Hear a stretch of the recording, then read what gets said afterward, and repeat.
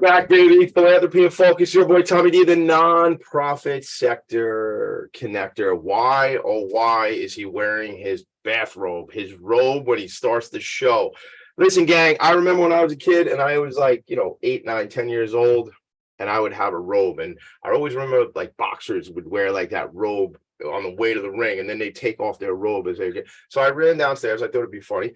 The benefits having the studio in the house. I ran downstairs and put my robe on. I thought it'd be funny. We are going to take the robe off because ding, ding, ding, there's the bell. The show's about to begin. The show is Philanthropy and Focus.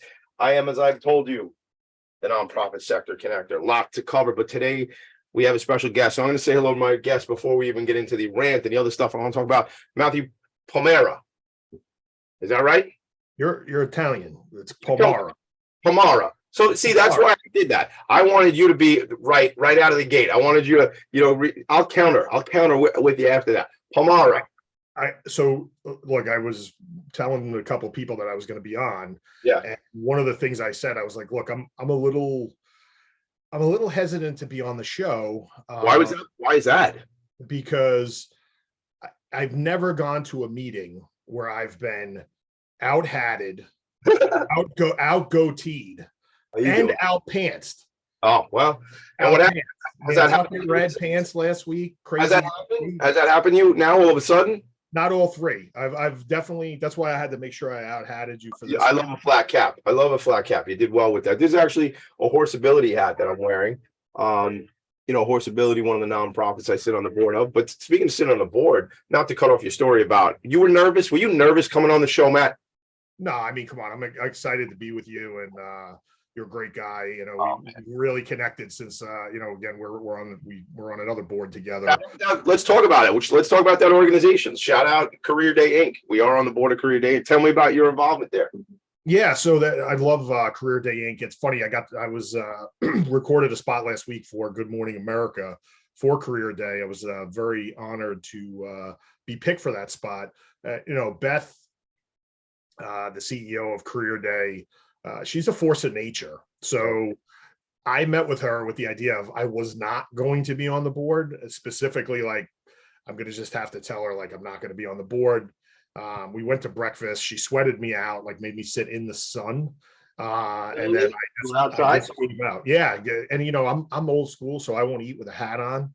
So with my bald head, I was like sitting in the sun, and she convinced me to join the board. So what did she say? She said, I'll let you go into the restaurant with the air conditioning, but you have to sign this board contract.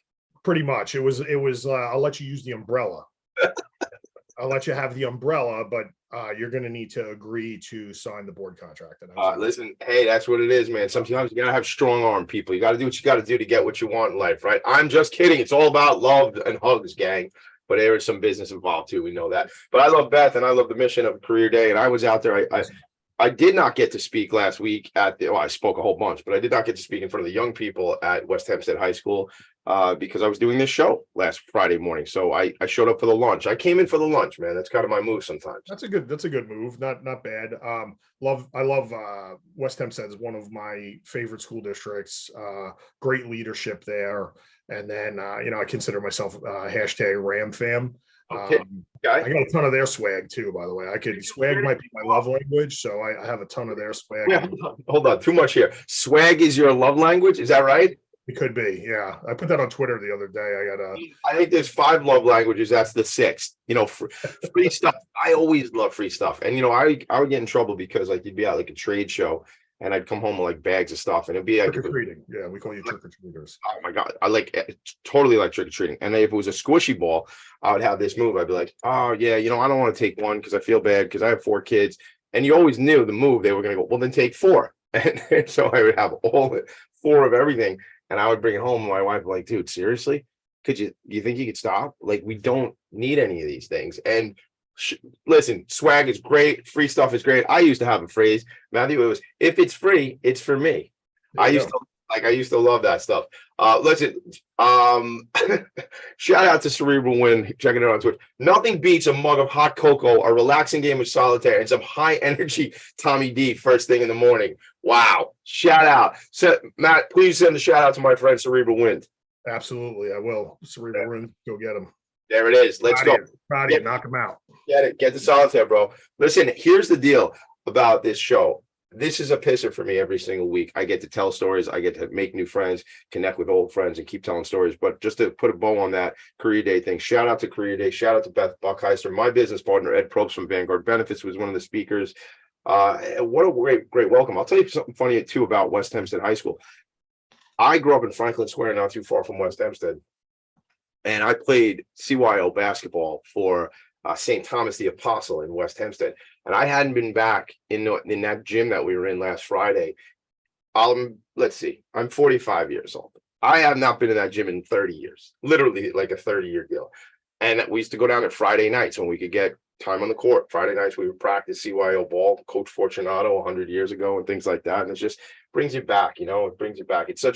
It's these nonprofits that are changing the world, and I say it every single day. I want to give a shout out real quick before we jump into the conversation. Long Island Boxing is the name of the organization. We're going to have a great conversation, Matt and I, but I want to just shout out it was the New York City Imagine Awards. It was the third New York City Imagine Awards Tuesday night at Gustavino's.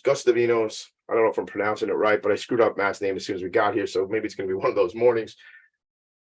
What a cool place, man. Inside the venue, it's underneath the 59th Street Bridge. So you literally see the bridge inside, like the structure of the bridge. I got some photographs of that. But Kellyanne Serini, Hillary Needle, the whole committee of the New York City Imagine Awards. I just want to read. Gang, go to nycimagineawards.com. You'll see the winners.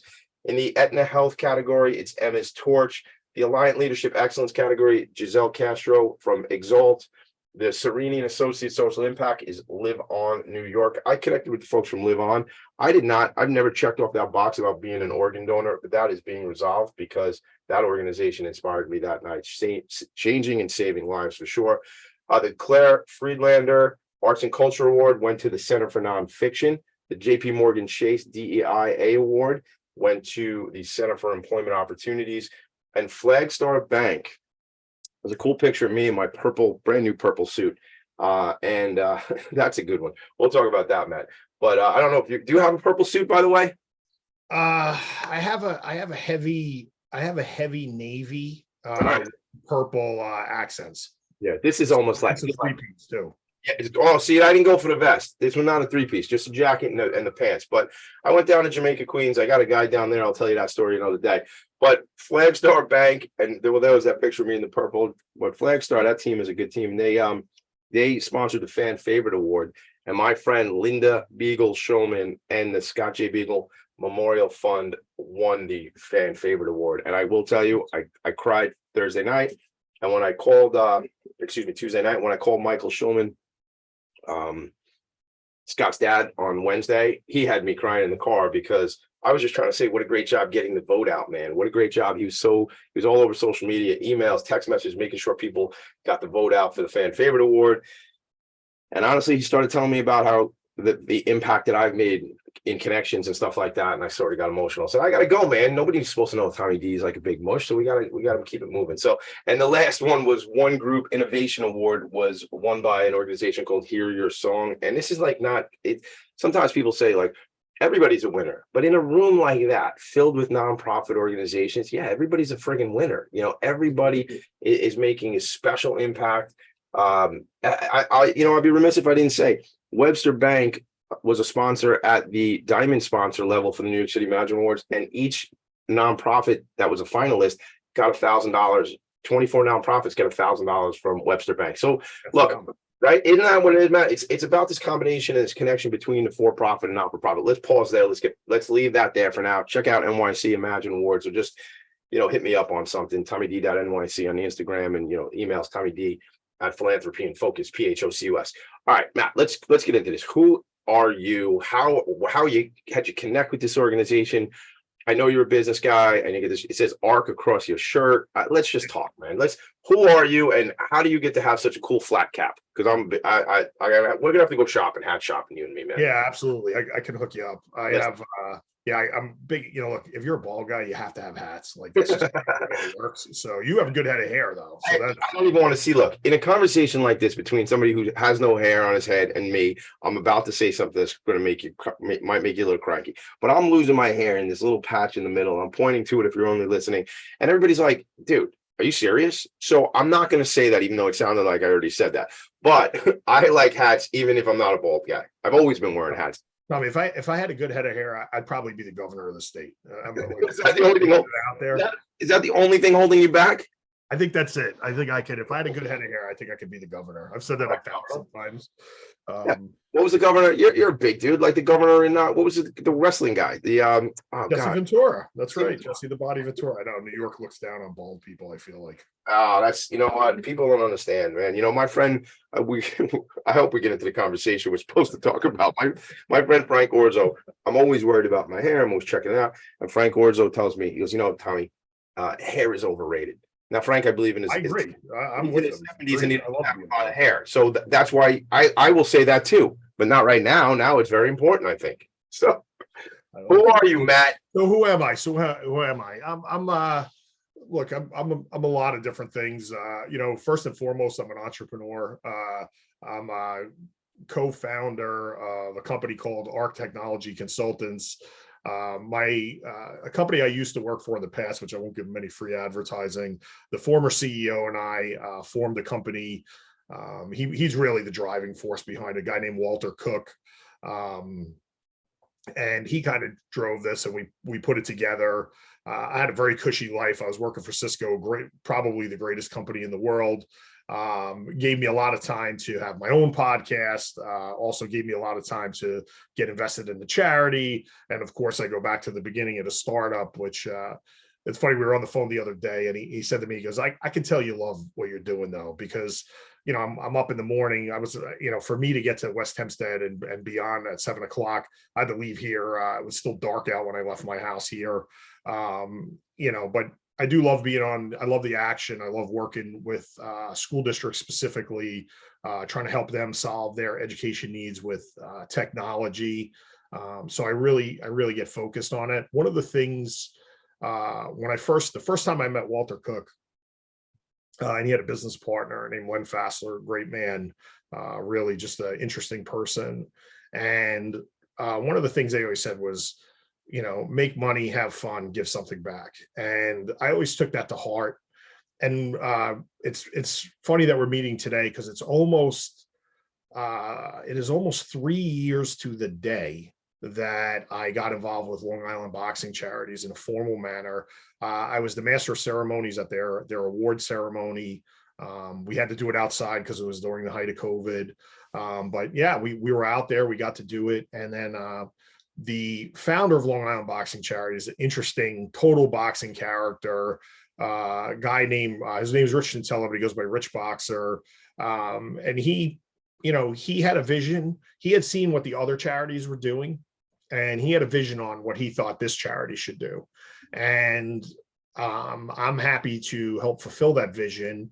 And I brought along a great partner to help me. So I'll give Rich a shout out, because it took two of us to fill his shoes. But you know, my partner Antonio Palmieri, he's an attorney. He's also I'm going to say, for lack of a better term, he's the chief operating officer of Star Boxing. And I got him involved.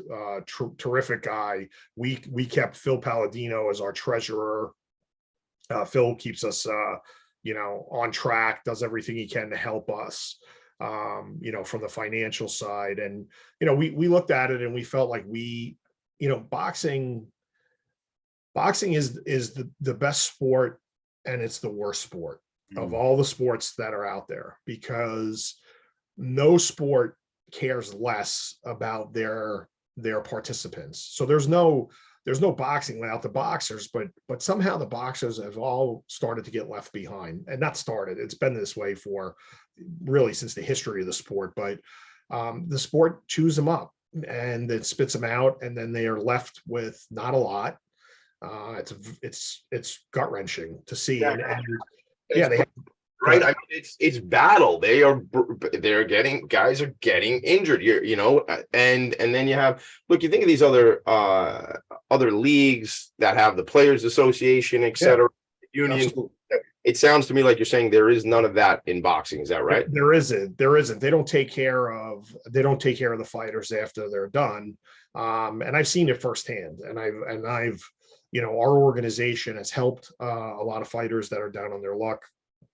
But one of the things that we're very big on is we're not giving handouts, we're giving hand up.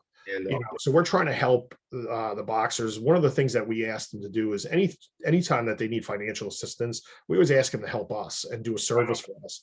And to the person, not one of them has ever said no. Everybody's always been like, hey, listen, I'm in, like, whatever I could do to help you. And we talk about it, and I said, look, we need to help not only that, that we want to help the fighters that are down in their luck, which is pretty much every boxer ever, is we wanted to help the people on the way up.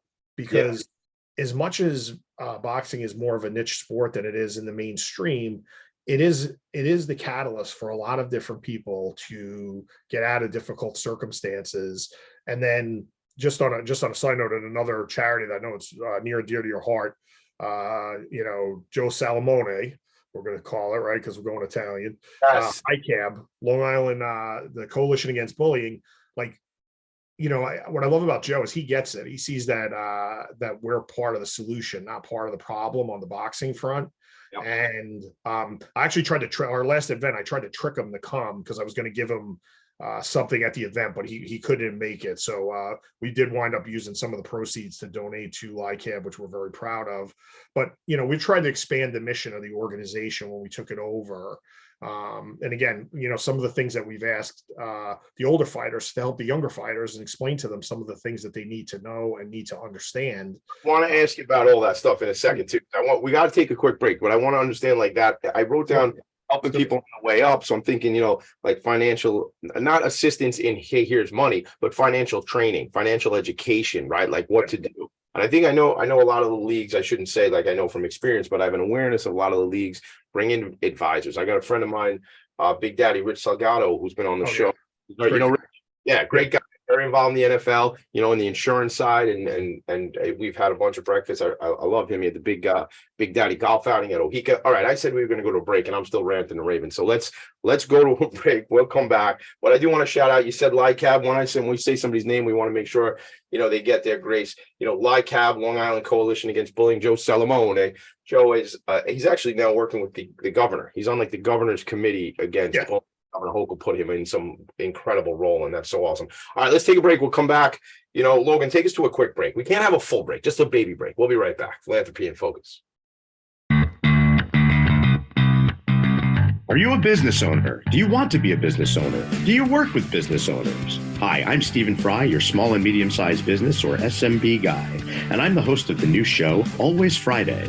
While I love to have fun on my show, we take those Friday feelings of freedom and clarity to discuss popular topics on the minds of SMBs today.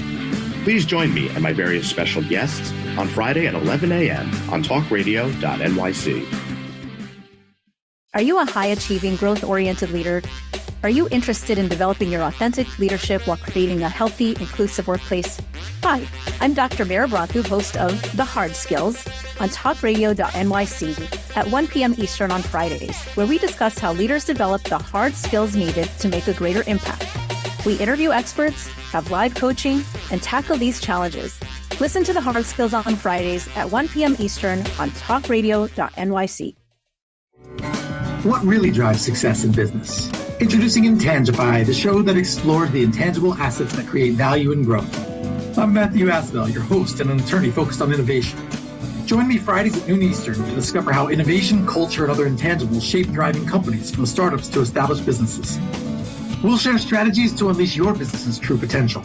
Tune in live on talkradio.nyc Fridays at noon Eastern and Intangify your business today.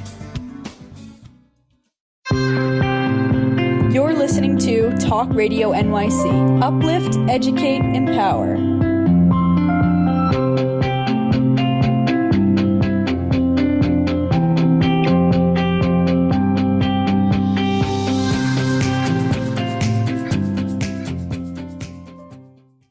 Nonprofits need connections to move in good directions. So cut through all the static. Join Tommy in his attic. Let's get back into the Honey, show. are you a lefty? Did I just see that you're a lefty? I don't know, man. This is what I would do. Is this wrong? Yeah, unless you're being mirrored. It's true. I didn't think of that. You could be mirrored. This is my right hand over here. Oh, okay, then you're not. This You is know, no, actually- that's what, then you are. Then you're a lefty. That's what am I that's holding southpaw. his hand back? Like this would be Yeah, my. so I'm righty, right? So I come out with the jab, and which is left, and then my big overhand right. So you are so funny how that we just set that up. You are a boxer. This is not just, hey, let's get involved with this charity. I see you like nodding. Is that like I'm a golfer? Like that sort of Yeah, thing? exactly. And I'm probably a better golfer than I am a boxer, which is probably not a great endorsement of my boxing skills. But I do spar. I'm actually going to spar this Sunday. Okay. I still get in the ring, not as much as I used to, and I don't have the discipline. But yeah, I mean, again, it's a great sport. It's a great way to stay in shape. It's a great way to do a lot of different things to help make you feel comfortable in tough situations. Business, right? Some of the discipline of boxing, I think, translates really well to my stuff at ARC, where I know what the regimen is to be successful, so I stick to that regimen. So yeah. Yeah, I love that. I want to jot that down to get back into that regiment piece, because I think, I got to give a quick shout out to my buddy Mick Collins, always checking in and putting posts out there while we're doing the show. So thank you, Mick, for all you do. Mick and I met through another relationship of mine, my buddy Michael Goldberg. Not the Michael Goldberg you and I have in common. So, yeah. Different Michael Goldberg. Every time I hear that name, I pop up. I'm like, oh my God, Mike Goldberg. I love that guy. And it's funny to me because we're on that board meeting with a different Michael Goldberg. And every time Beth Buckheister brings up on a board meeting call, we're on the board together is what I meant to say. Every time we're in a meeting, she brings up Michael Goldberg.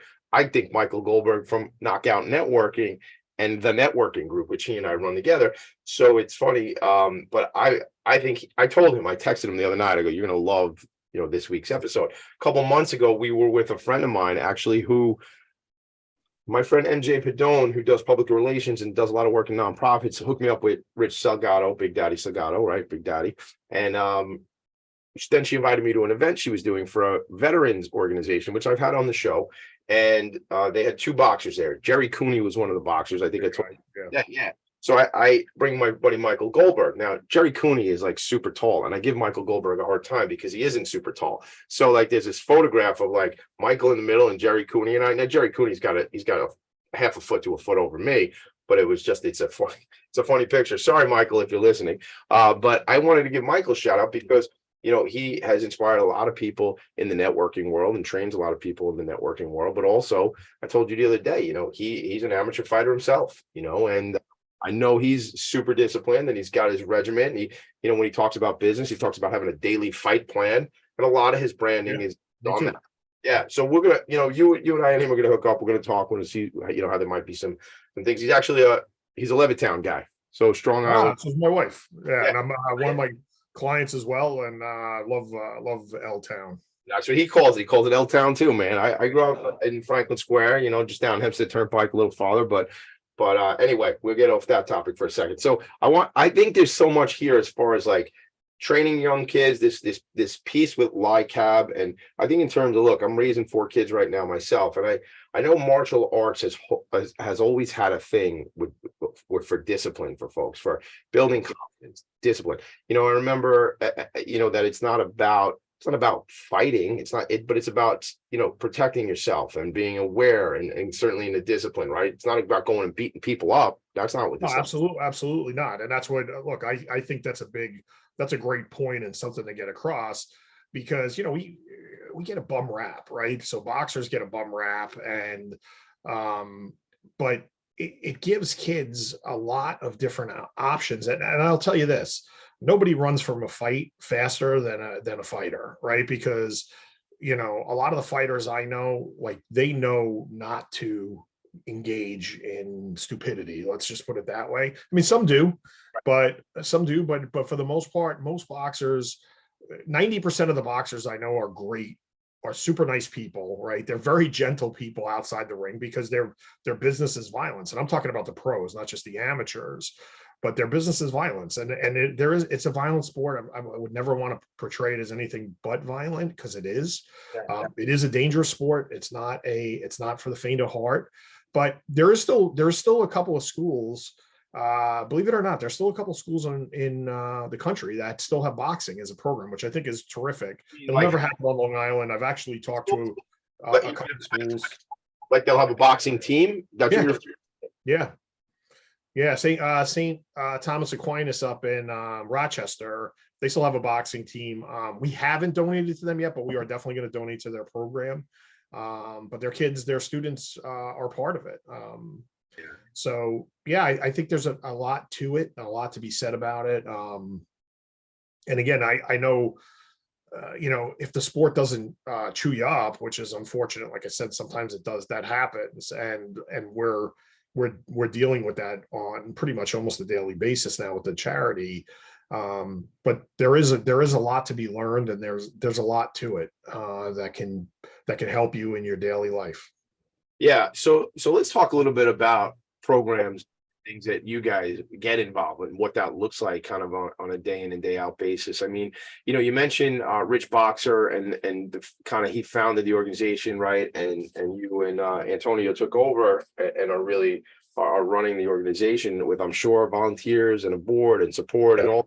My wife has been my wife is the most patient, literally one of the most patient women in the world, because we had friends that came to our last event, and they're like, they didn't know anything about this, but they came because they love us and they wanted to support us. They're like, this is like an episode on a sitcom. They're like, oh, like now you're in a boxing charity, like they just, like when they take characters, they just stick them in like some weird scenario. Why you're like, just drop them in, just like drop them into the thing. Yeah, like just for the story of the week. And yeah, my wife is awesome. She did like we're doing the event. It was a movie night. She just goes and buys a popcorn maker for her. Like, she's like, oh, I bought an antique popcorn maker. It just shows up at my house. Yeah, we built it together. So yeah, we do a lot of volunteers. Tony's new wife, Paige, she's been part of it. I roped all my kids into it. We still drag Rich out. He was supposed to go to Florida. He comes. It was his wife's birthday. She's awesome too, Phyllis. And that's another part of this. I think that's important to stress, is the families. The families are part of this too. Boxing's one-on-one, but I don't think there's a better team sport, because just so many people you have to rely on to be successful. And our charity is no different than that. Yeah, but what a great parallel you're talking about there, because you think about it, it's one man and one man, or one woman and one woman, in the ring fighting. However, you have coaches, you have trainers, you have family members, you have all these people supporting. I don't know why. Sometimes this probably happens with other people too, but ideas just pop into my head, and then I have to tell them. There's this part in the movie. You remember the movie Days of Thunder, when Tom Cruise, race car driver? Yeah, of course, I remember. There's this scene when he's in the MRI machine and he's looking for his coach. He says, can somebody talk to me? He's scared. He's in the MRI machine. He can't see. He'd just been in a big accident, right? And he wants his coach, and he just wants to hear somebody's voice. So that almost, like, again, he's in the car by himself, but there's 30 guys on the sideline changing out his tires and watching the car and coaching him, giving him his time and stuff like that. So I think of that, it's not just you have somebody maybe at the tip of the spear, so to speak, but there's so much behind that, supporting that. And I think nonprofit is like that as well. So much, like you just said, because I hang out with nonprofit leaders, and they're always grateful for everyone else's work, and they're always saying thank you. And I go back to the beginning of the show today, and I say, like, that's what the New York City Imagine Awards, that's what the Long Island Imagine Awards is. It's recognizing not only organizations, but top primo leaders in the sector. So anyway, another commercial for the Imagine Awards. I want to get in, we're going to do another break, but I want to get into really, like, you mentioned the movie. Yeah. You mentioned a popcorn machine. I haven't had breakfast yet. If there was popcorn here, I'd eat. Like, we'll have to do breakfast after this. But I just think I want people to understand the look and feel of what Long Island Boxing Charities does. And then we obviously, as I told you the other day, or I tell everybody, we're going to roll that into how can we help? How can we get connected? How can we do things? And if we have time, I want to expand on this whole thing with ARC and what you do in the school districts, because I want to show that, like, it's not just what you do from your philanthropy, but it's how great are you in philanthropy. Could you imagine how great you are in business? So that's a lot to cover. That's probably like 90 minutes, and we got 30 left to go. So we'll have to talk really fast. Let's go to a break. We'll be right back. Philanthropy in Focus. Are you passionate about the conversation around racism? Hi, I'm Reverend Dr. TLC, host of the Dismantle Racism Show, which airs every Thursday at 11 a.m. Eastern on talkradio.nyc. Join me and my amazing guests as we discuss ways to uncover, dismantle, and eradicate racism. That's Thursdays at 11 o'clock a.m. on talkradio.nyc. In a post-COVID world, you may have many unanswered questions regarding your health. Are you looking to live a healthier lifestyle? Do you have a desire to learn more about mental health and enhance your quality of life? Or do you just want to participate in self-understanding and awareness? I'm Frank R. Harrison, host of Frank About Health, and each Thursday, I will tackle these questions and work to enlighten you. Tune in every Thursday at 5 p.m. on talkradio.nyc, and I will be frank about health to advocate for all of us.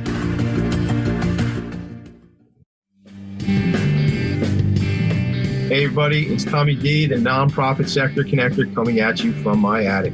Each week here on talkradio.nyc, I host the program Philanthropy and Phocus. Nonprofits impact us each and every day, and it's my focus to help them amplify their message and tell their story. Listen each week at 10 a.m. Eastern Standard Time until 11 a.m. Eastern Standard Time, right here on talkradio.nyc. You're listening to Talk Radio NYC at www.talkradio.nyc. Now broadcasting 24 hours a day.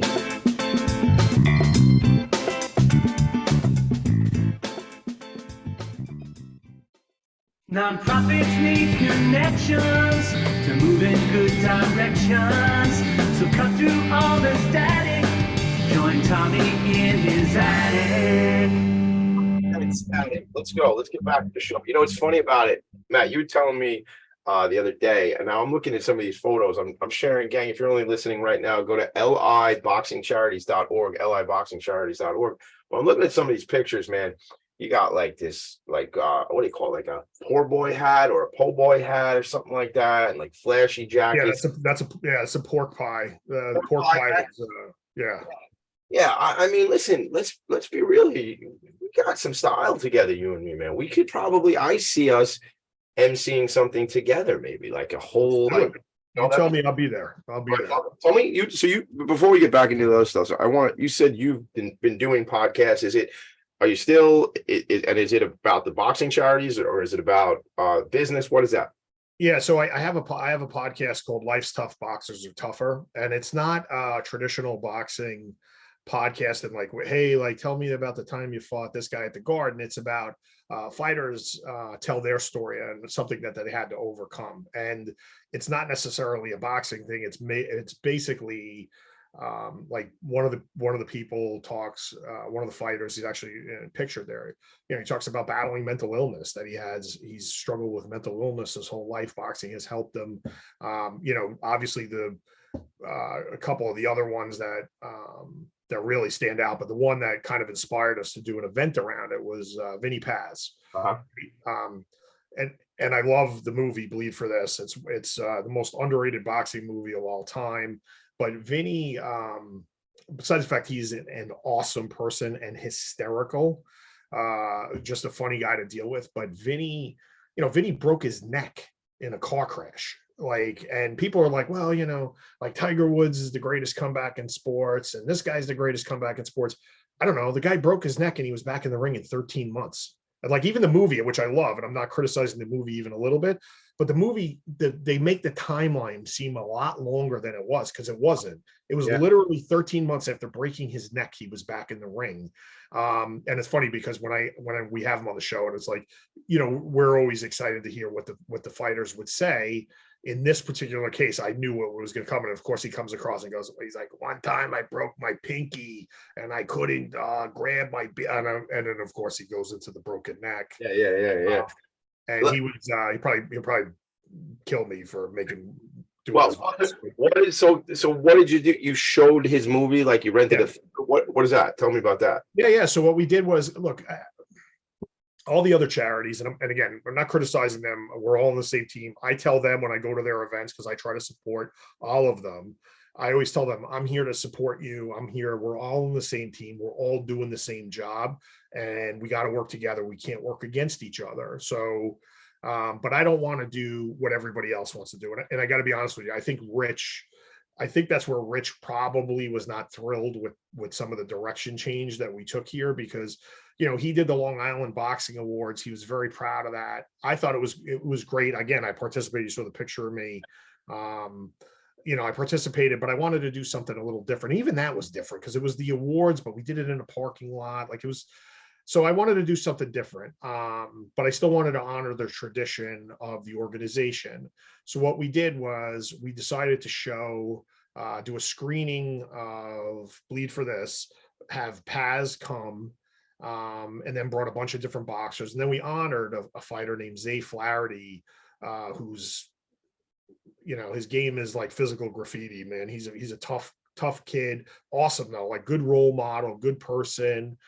We honored Zay, and then we snuck up on Joey Rock, his trainer, Joe Gadesian out of Westbury Boxing. We snuck up on him. He didn't know he had won an award previously, but we weren't able to give it to him because the night that we did a get together, he was actually training a fighter. So we snuck up on him. We gave him a piece of equipment instead of a plaque, which I think he appreciated for the gym.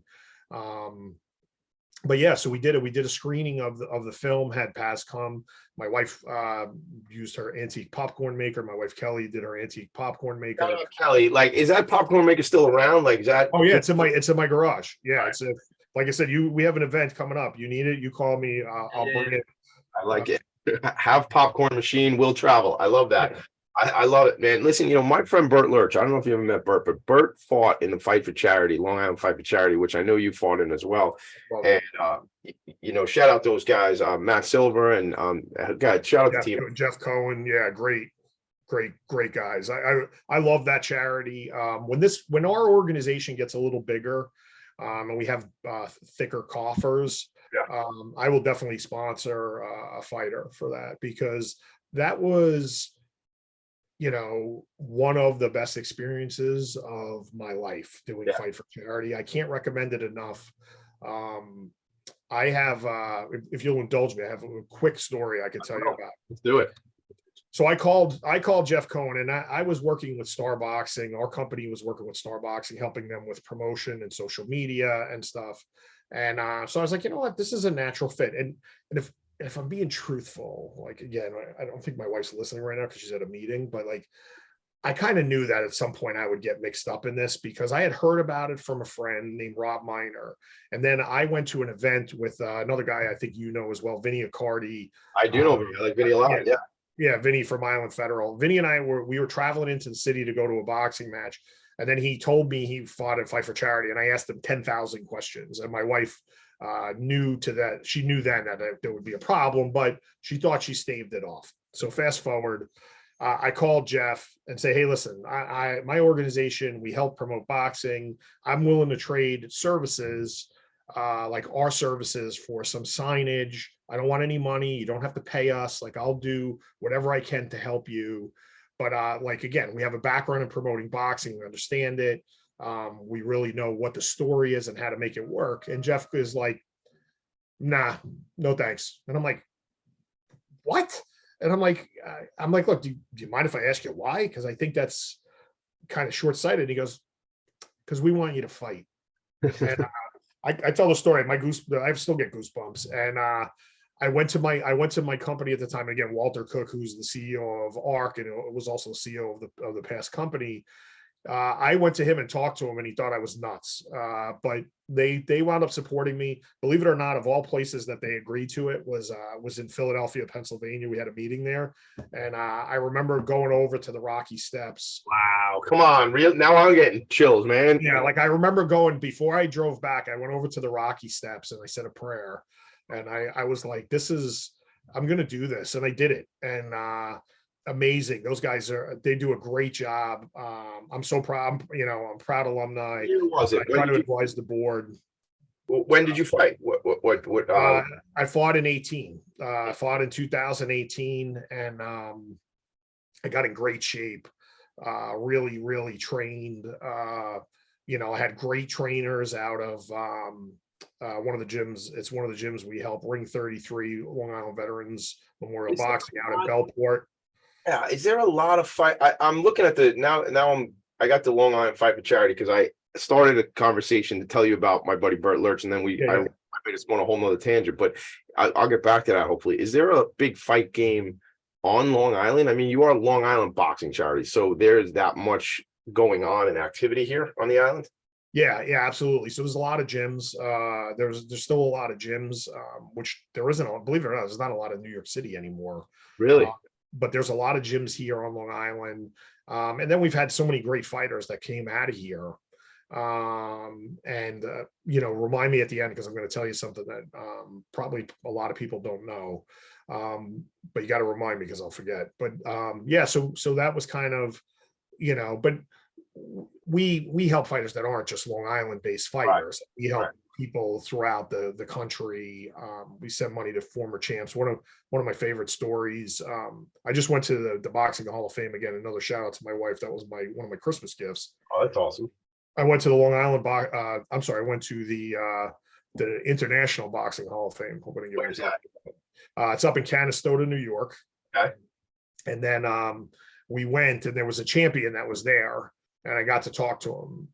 And he didn't realize, a really good friend of mine who's really big into this philanthropy, is also a former fighter, is Iceman John Scully, was light heavyweight contender, just a great guy. He trains Artur Beterbiev now. He's one of his seconds.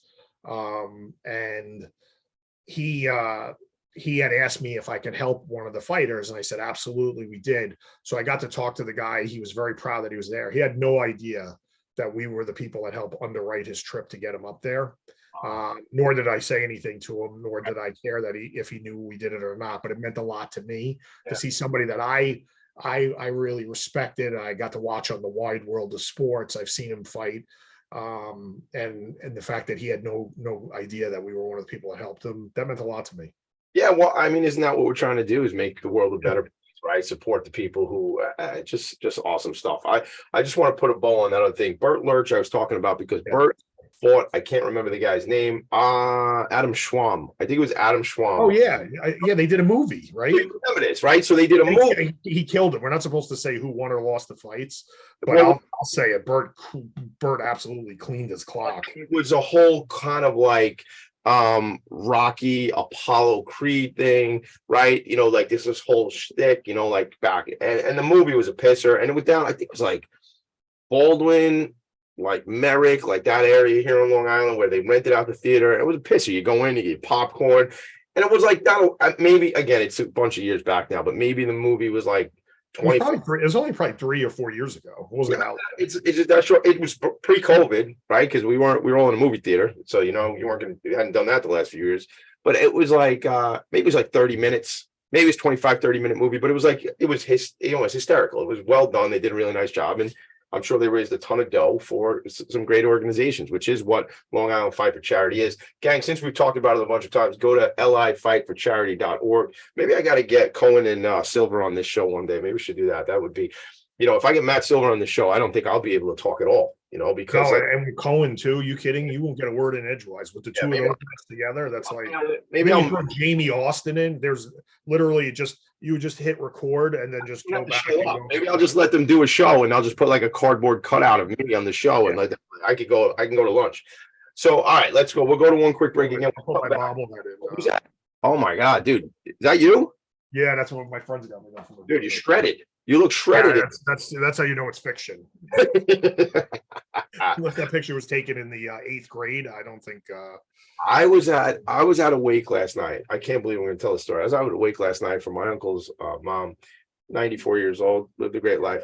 My cousin comes up to me and gives me a photograph, and it's me in like, I don't know, 98, 99, in a pair of red shorts, sitting on a bicycle, same goatee, same hair, the whole thing, no shirt on.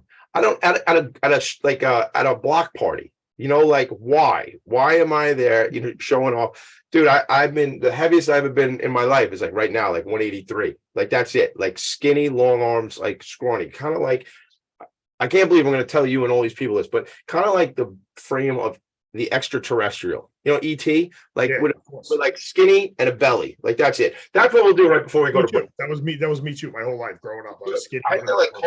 They're like drink Carnation instant breakfast. You got to put weight on, all this kind of stuff. So Oh, this is what happens on the show, Matt. I just tell you what's inside my head. The word just come out. Let's go to break and we'll come back. We will finish shortly.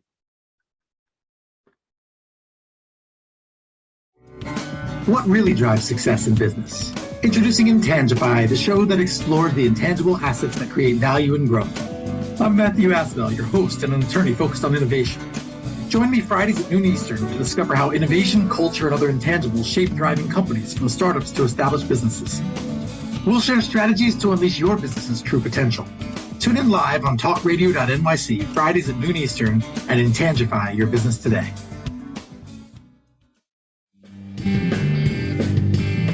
Hey everybody, it's Tommy D, the nonprofit sector connector, coming at you from my attic.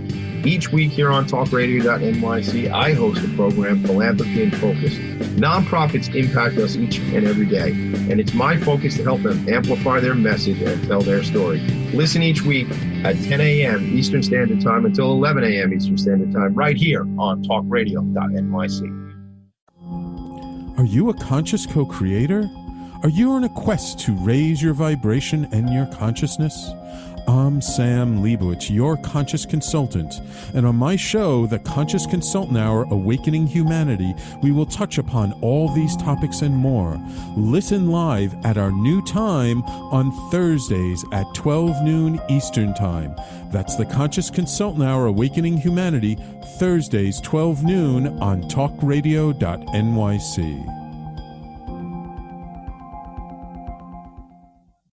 You're listening to Talk Radio NYC at www.talkradio.nyc. Now broadcasting 24 hours a day.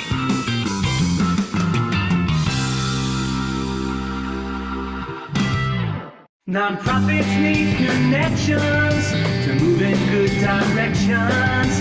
So cut through all the static. Join Tommy in his attic. It's never been a prerequisite,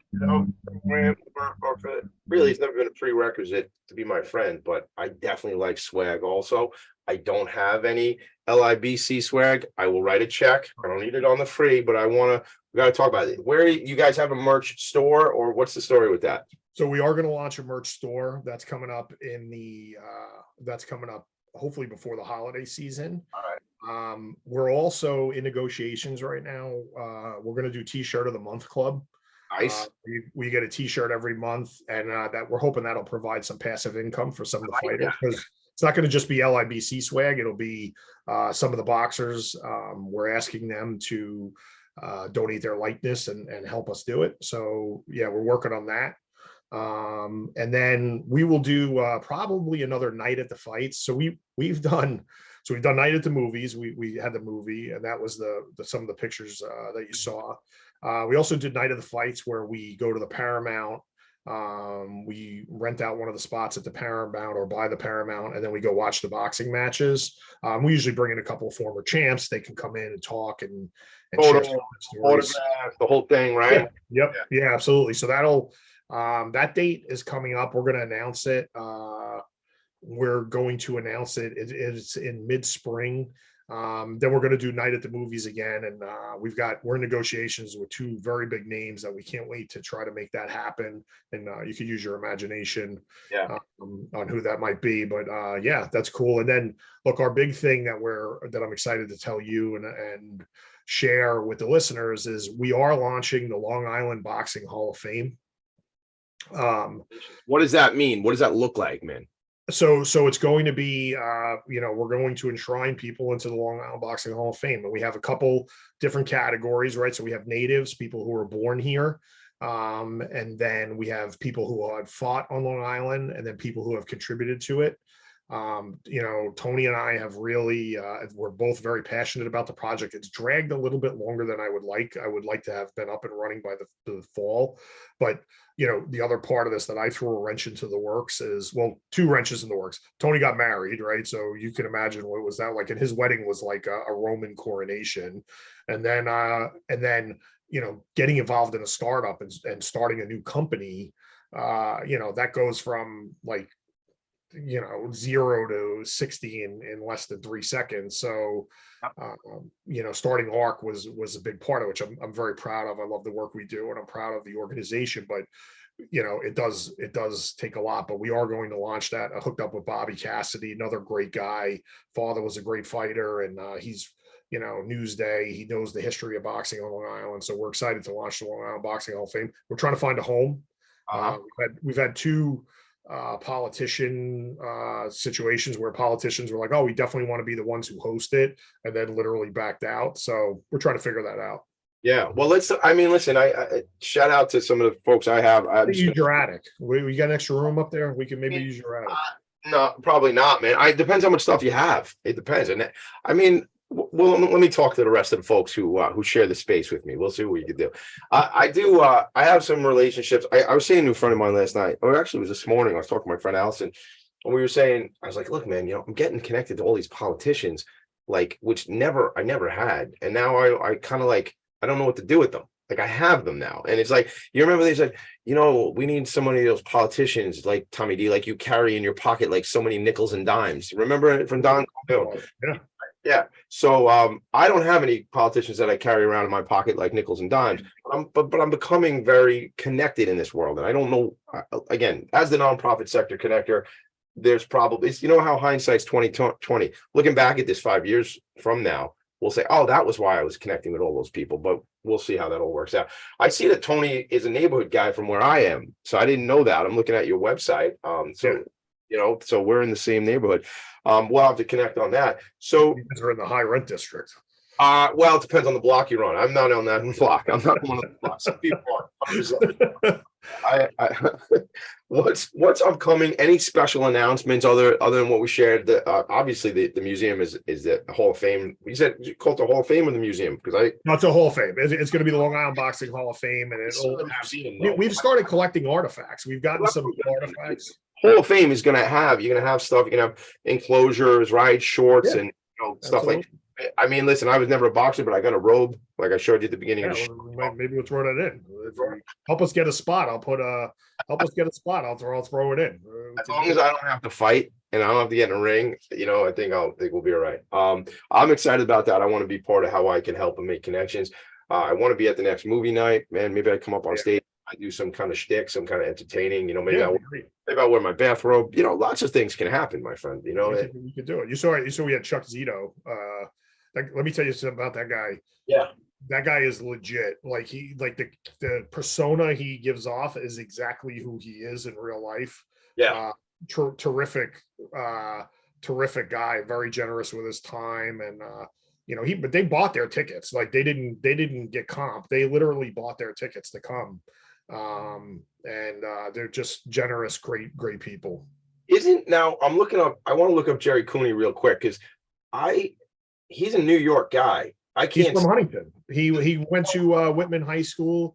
He's a Long Island guy. Has he been connected into the world and the network of what you guys working on? Or could we help there?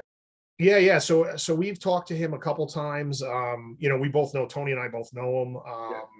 And again, he wrote, I think he actually got an award from us, a Lifetime Achievement Award. That was my first year when I was the announcer. Yeah.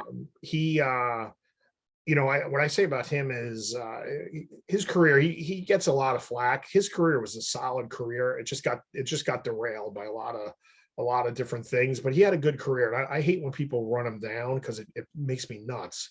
But I will also say this: as good as his career I think was and deserves a long look. What I would also say is his second chapter. He's written one of the great second chapters of any life, and he's somebody that all Long Islanders should be proud of. I know. He represents us really well. I'm not thrilled that he lives in New Jersey now, but that's on him. Well, these things happen. Usually there's a woman involved when you end up in New Jersey. I'm not. Oh my God, I'm in trouble now. I'm in trouble. What are you kidding? Jersey, we love Jersey. Like I just, I joke sometimes living up on the North Shore, as they say. I say, and I'm a Franklin Square kid, bro. So I'm not North Shore, right? I'm a Sachem guy, and I live on the South Shore. So but I joke with my South Shore friends. I go, oh man, us people up here in North Shore, we love the South Shore, because without the South Shore, well, then there'd be no North Shore. So thanks for being. The shore. It would just be the shore. It would just be The shore, like New Jersey, it'd just be the shore. 'Cause it's just Shore, like right? this. It wouldn't be high and low or top and bottom. Yeah.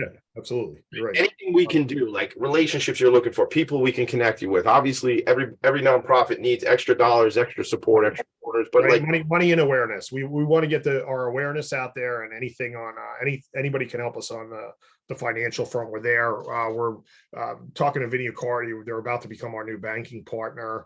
And that will include a shakedown of money. So just being transparent. No, yeah, like anything we can do. And like I said, once we get the word out, that's what we're really appreciative of. Yeah. All right, I'm pulling up. So I want to get Island Federal Credit a shot right here. So I want to get their website. I'm having trouble finding it. So give me a second. islandfcu.org, great credit union here on Long Island, very community focused, and Vinny is a great ambassador for that organization. I just made a relationship for him, and he was so appreciative. I connected him to one of my nonprofits. Great guy, yeah, good. It's funny. He's my first social media friend. I met him on social media. Is that right? I'm going to share their screen real quick. Where, on Facebook or where'd you meet him? Twitter. We met through another nonprofit that we were both involved with called Kid Oyo, that does teaches kids coding. I'm actually the MC for their hackathon. It's a bunch of schools on Long Island. Is that what time of year is that? That is in the spring, and there's a series of like 4 events. A lot of fun. Gotta keep me posted on stuff, because I'm trying to be as much as I can somewhere where people can find out about what's going on. I'll tell you, being the guy that I am, it kills me sometimes. And my buddy Ray Schwetz over at Jovia, I saw him at the Imagine Awards the other night, Jovia Credit Union, and he's like, Tommy D, you could sit at my table anytime you want. And he's inviting me to things. And the challenge for me is I end up seeing pictures of him on LinkedIn the next day all the time. And I'm going, dude, you're killing me. I would have been there with you, but I didn't know until, so, and I'm supposed to know things, the nonprofit sector connector. Matt, it's been a pleasure. I appreciate you being on the show. Appreciate your leadership. It's so great. Look, it's so funny how things happen in life. I didn't even know you had this organization that you were connected to. You sent me a note the other night. The other night. You said, "Look, fill in." Yeah, I was supposed to be at a trade show today. I couldn't get in, of all things. And then you had said that you didn't have the guest, so I was like, "Hey, you know what? Let me see if he wants to." So I really appreciate you, Tom. I appreciate you, man. I appreciate what you're doing, and I wanted to talk more about helping people on the way up and things like that. Love to get my buddy Michael Goldberg connected to this, because I think he would be a great speaker to come on and educate some guys. I'd love to do it. That second chapter, Lou, when you talked about Jerry Cooney, that whole thing, that second chapter, and how guys get connections and business and things like that. We got to leave it there, gang. This is Philanthropy and Focus. Make it a great day, everybody. We'll see you next Friday morning, 10 a.m. Take care. See you later. Thank you so much. Thank you, brother. Nonprofits need connections to move in good directions. So cut through all the static. Join Tommy in his attic.